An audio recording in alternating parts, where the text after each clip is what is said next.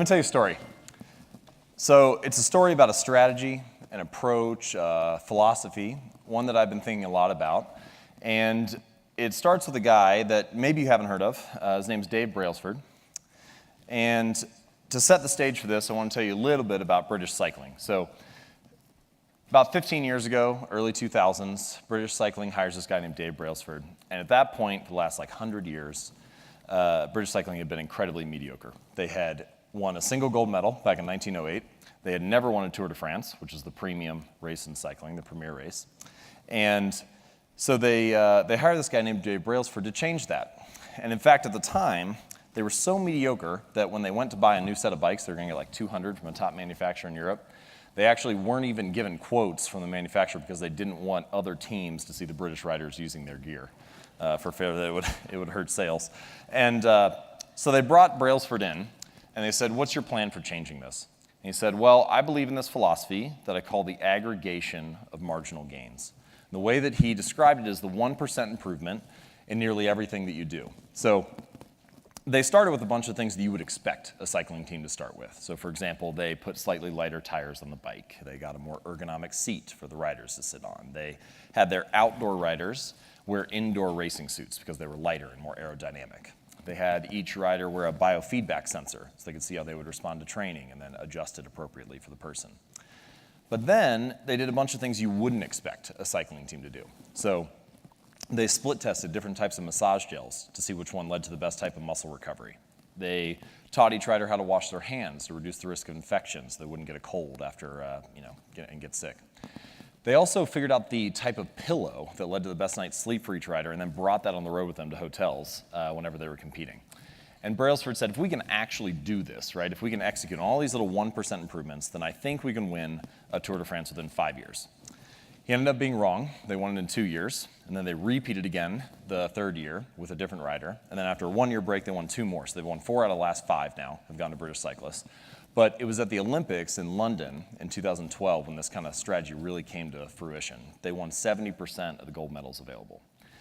And so this idea that small improvements, tiny habits, little choices are not just a cherry on top of our performance, not just like a nice thing to have, but actually can be the key that unlocks significant success, that's an idea that I want us to carry with us as we go through the rest of this presentation.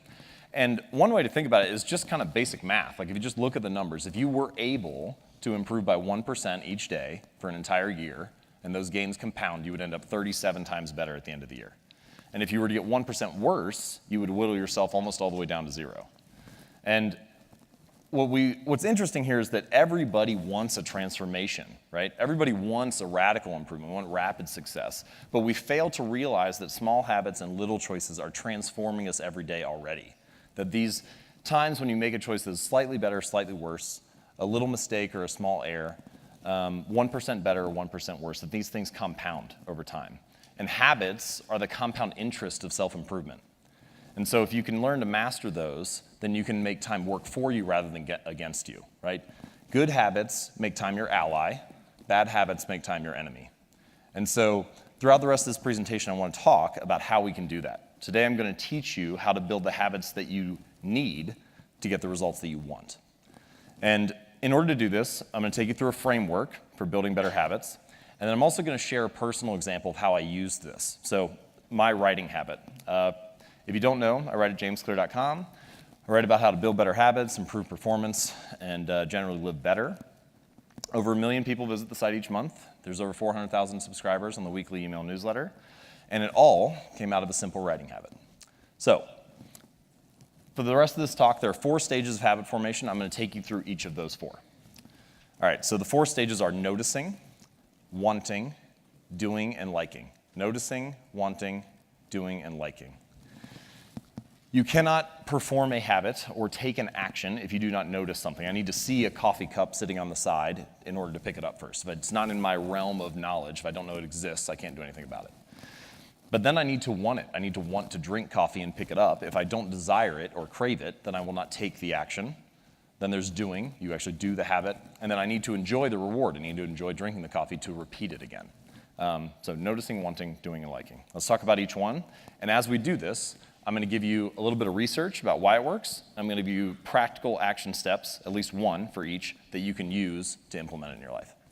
So, one of my favorite things about noticing, one of my favorite strategies for discussing it, is called implementation intentions. And there are hundreds of studies on this, over 100 studies on implementation intentions, if you feel like geeking out and getting into the research.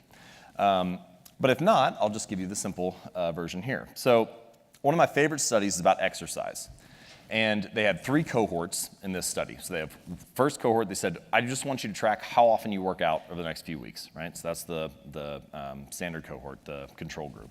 Second group, they said, we want you to track how often you exercise, but we're also going to give you a motivational speech presentation, talk about the benefits of heart health, why habits are good for you, and so on. So this is the motivated group, all right?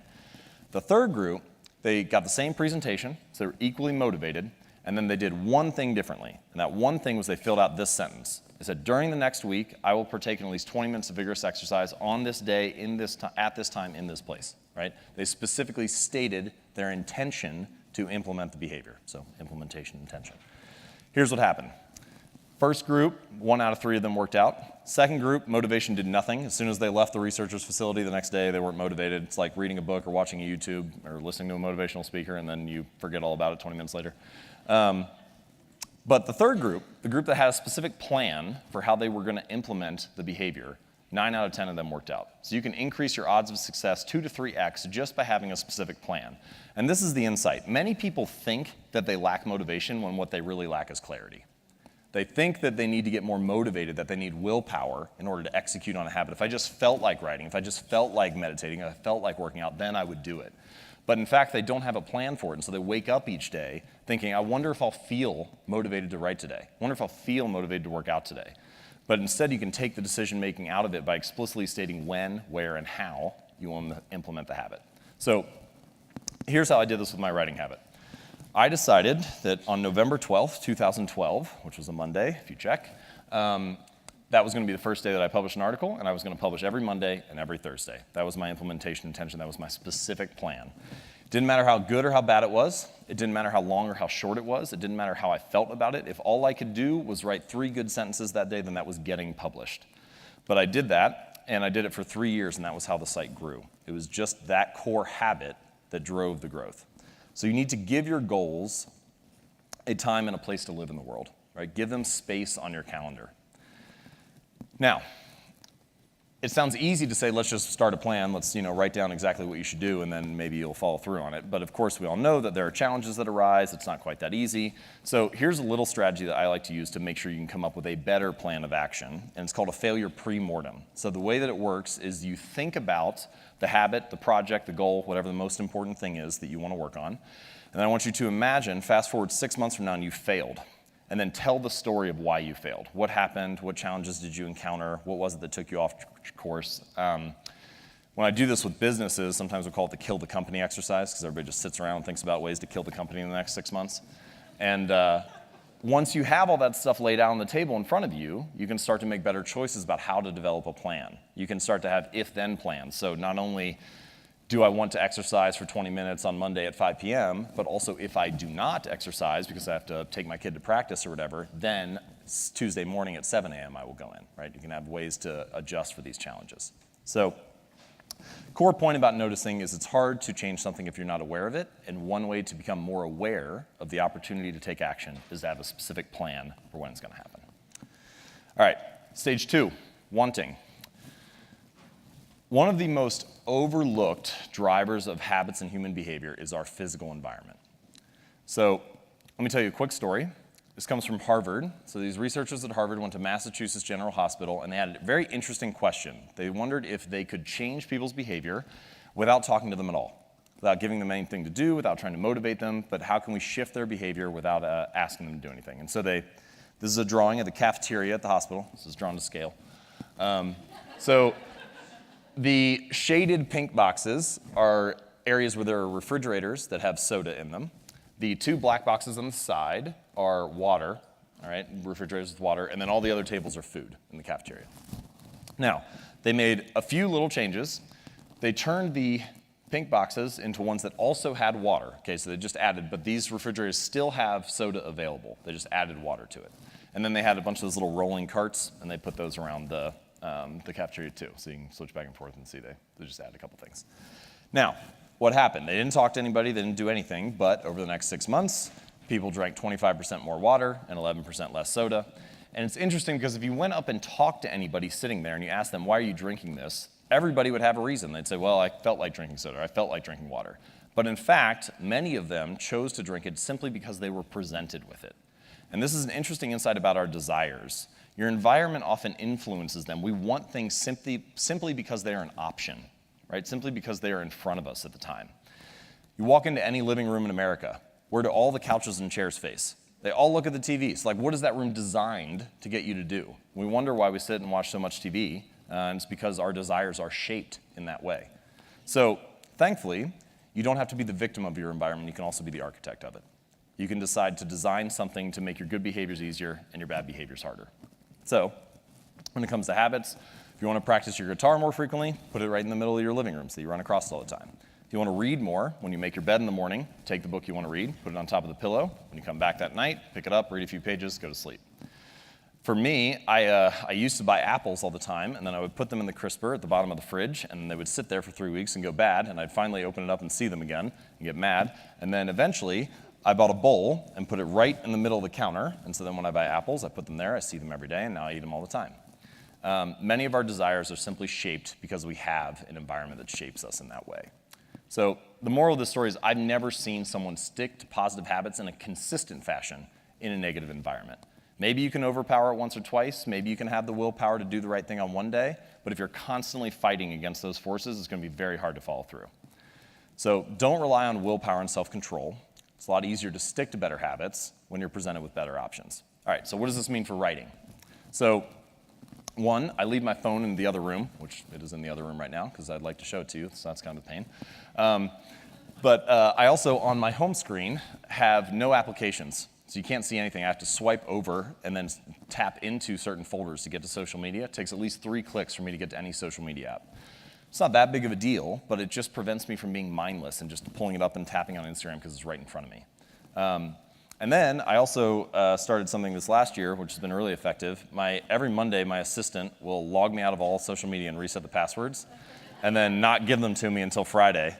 And then on Friday, I get the passwords and get to enjoy social media again.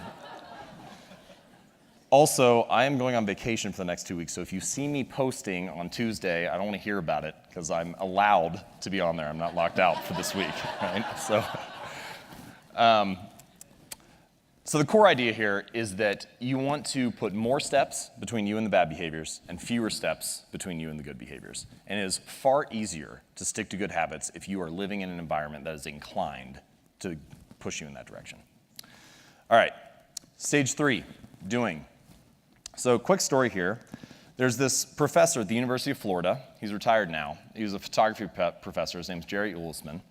And at the beginning of the semester, he would have this film photography class, and he'd bring the class in, and he would split them into 2 groups. And he said, everybody on this side of the room, you're going to be graded on the quantity of work that you do this semester. And everybody on this side of the room, you're going to be graded on the quality of work that you do this semester. And he further explained it by saying that for your film photography, you're going to be responsible for having 100 pictures. If you do 100 photos over the course of the semester, that'll be an A. If you do 90, it'll be a B. If you do 80, it'll be a C, and so on. So it's quantity. For this group, you only have to produce 1 photo, but it has to be the most perfect photo that you can make, the best photo that you can make. An interesting thing happened. At the end of the term, all the best grades came from the quantity group, not from the quality group. And what ended up happening was that while people were busy experimenting, making mistakes, learning how to play with composition and so on, they would come across a really great photo. And while the quality group was busy theorizing about what perfection would look like and how to take the perfect photo and not actually honing their skills, they ended up only making something mediocre or average. And the important insight here, especially for habits, is that in the beginning, the most important thing is just to shut up and put your reps in. Just make sure that you hone the skill, right? And you can start to think of it, the way that I like to think of it is that any outcome that you wish to achieve is just a point along the spectrum of repetitions. So if you have few reps to more reps, and you can imagine an easy goal, a moderate goal, a hard goal, the more reps that you put in, the more likely you are to achieve that goal. So maybe point A is, let's take fitness, squatting 100 pounds. Point B is squatting 200. Point C is squatting 300. Maybe you need to put in 100 reps or 1,000 reps to get to point A. Maybe it's 5,000 to get to point B. Maybe it's 10,000 to get to point C. And this is actually very similar to what I saw with my writing habit. So after 6 articles, I had 100 subscribers. After 23, 1,000. After 96, 34,000, 177, 100,000, 243, and so on. And every rep that I put in, every article that I published, was something that was moving me closer to the next outcome on that spectrum. But you can't get around the fact that the repetitions matter. So every outcome is just a point along the spectrum. And this brings us to an interesting point, which is that if getting your reps in is incredibly important, then that means learning how to start is incredibly important, because each repetition, really any consistency with the habit, is just an exercise in getting started each day. If you can get started over and over again, then that's what consistency is. So you need to make it as easy as possible to start. I want to give you a little strategy for doing that. I like to call it the 2-minute rule. Now, this is adapted. So David Allen has a 2-minute rule for productivity. And his rule is that if it takes 2 minutes, just do it now. So like throwing in the laundry or washing a dish or calling somebody back, if it takes 2 minutes or less, just do it right away. Don't plan it. Don't wait. Just do it now. Now, for many of the habits and behaviors that we want to perform, they're going to take longer than 2 minutes. If you go to the gym, you're not going to work out for just 2 minutes. But any habit can be started in less than 2 minutes, whether it's writing, working out, meditating, anything. And so the goal here is that you want to optimize for the beginning of the task. You want your habits to act as an entrance ramp to a bigger routine. One of my favorite examples of this, Twyla Tharp, great choreographer and dancer, she said that she had a 2-hour workout routine that she did every morning, but the habit was not the workout routine. The habit was she would wake up, walk down to the street, and then hail a cab. And that was the only thing she focused on. And as long as she hailed the cab and got in the car, she knew that she was going to end up at the gym and then do the rest of the workout. So she put all of her energy into starting. Now, what I like to say is you should optimize for the starting line, not the finish line, right? So often when we think about habits, goals, routines, achievements, it's all about the milestone. We think about how much weight we want to lose, how much money we want to earn, how many subscribers we want to have. It's all fixed on the finish line. But instead, if you can optimize for the starting line and make it as easy as possible to get started and get your reps in, often the outcomes just come as a natural result. Okay, stage 4, liking. So the only reason that we repeat behaviors is because we enjoy them, because we like the reward. If we don't enjoy the experience along the way, we're unlikely to stick with it. And that means that you need to figure out ways to bring a reward into the present moment, because good habits have a problem. And that problem is that for good habits, the immediate consequence is there. There's a cost that happens in the moment, but the reward is often delayed. If I go to the gym now, it's cost me time and energy and effort, but the reward is I'll be fit 3 months from now or not get sick 10 years from now or so on. The reward is delayed. Bad habits are often the reverse. If I eat a donut right now, the benefit is it tastes great and I get a hit of sugar and it's awesome, and the consequence is delayed, right? I get overweight 3 weeks from now or 3 months from now or so on. So you need to figure out how to bring the reward into the present moment to stick to a good habit. And someone else who's going to be speaking here, Seth Godin, had a very nice little quote about this, where he said the best way to change long-term behavior is with short-term feedback. And one way to think about that is that long-term behaviors, sticking with writing for years on end or going to the gym and so on, they have those delayed consequences. So you need a way to enjoy it in the moment. All right, there are many ways to do this, but I'm just going to share one today. I like to call it the Seinfeld Strategy. And the story is from Jerry Seinfeld, famous comedian. Early in his career, he's speaking at a comedy club. He's presenting or performing that night. And this guy named Brad Isaac is opening for him. And backstage, Brad Isaac catches Seinfeld and he said, Mr. Seinfeld, huge fan of yours. Do you have any tips for a young comic? Do you have any recommendations for how to be better? And Seinfeld thought for a second. He said, well, the secret to being a better comedian is to write better jokes. And the secret to writing better jokes is to writing every day. So here's what I think you should do. Get a wall calendar where you can see every day of the year mapped out on it. And then any day that you do your task of writing jokes for 15 minutes, I want you to just put an X on that day. And you'll have a couple false starts here and there, but at some point you're going to get a little bit of a chain going, right? You get 4, 5, 6, 7, 8 days in a row. And at that point, your only goal becomes to don't break the chain. Doesn't matter how good or how bad the jokes are, doesn't matter if it makes it into your material, just don't break the chain.